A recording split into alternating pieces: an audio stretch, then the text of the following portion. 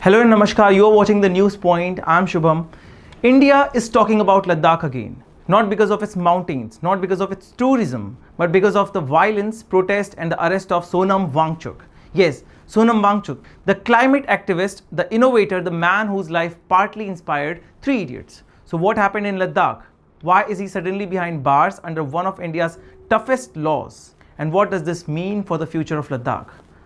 Let's break it down. On September 26, Sonam Wangchuk was arrested under the National Security Act (NSA). This is not a routine arrest. Under the NSA, a person can be detained for up to 12 months without a trial. The government says Wangchuk's speeches incited violence in Leh just 2 days earlier. Remember, this is the man who was once on a hunger strike for Ladakh's rights, a man who often speaks about climate change, sustainability and non-violence. So how did it come to this? On September 24, Leh witnessed something it has not seen in years. Violent clashes. Protesters were demanding two things. First, statehood for Ladakh, and two, sixth schedule status under the constitution, which basically means tribal protection and local autonomy. The protest began peacefully. Shops were shut, people gathered, but then it spiraled out of control. A mob attacked the BJP office in Leh. Vehicles were torched, stones were thrown. By the end of the day, 4 people were dead, 80 were injured. The government immediately blamed Wangchuk. The Ministry of Home Affairs released a statement. They said Wangchuk's speeches were provocative, that he invoked movements like Arab Springs and Nepal's Gen Z protest, that these words fueled mob anger. According to them, the timeline is clear. September 24, 11:30 a.m., a group left his hunger strike venue. Soon after, they attacked BJP offices and the Chief Executive Councillor's office. And 3, the violence spread across Leh.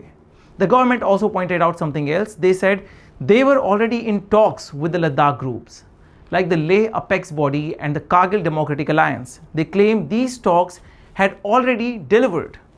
Reservation for STs increased from 45% to 84%, 1/3 seats for women in local councils, official recognition of Bhoti and Purgi languages, recruitment of 1,800 posts in Ladakh. So the centre's argument is progress was being made, dialogue was happening, but some politically motivated groups didn't want it to succeed. What was Wangchuk's defense? His words, and I quote, "To say it was instigated by me or sometimes by Congress is to find a scapegoat rather than addressing the core of the problem."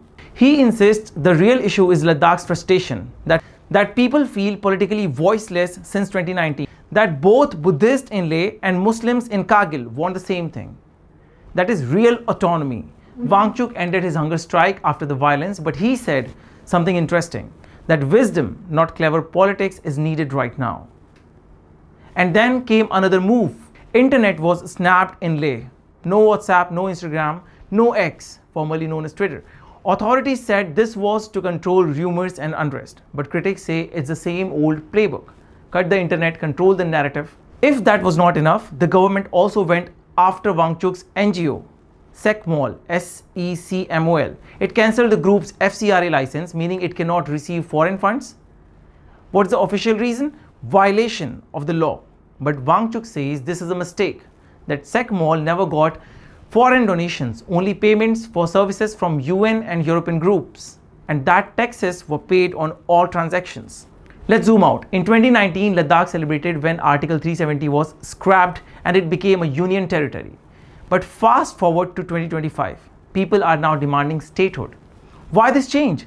Because without an elected assembly, Ladakh is run directly by a lieutenant governor. Locals feel cut off from decision making. They want safeguards for jobs, lands and culture.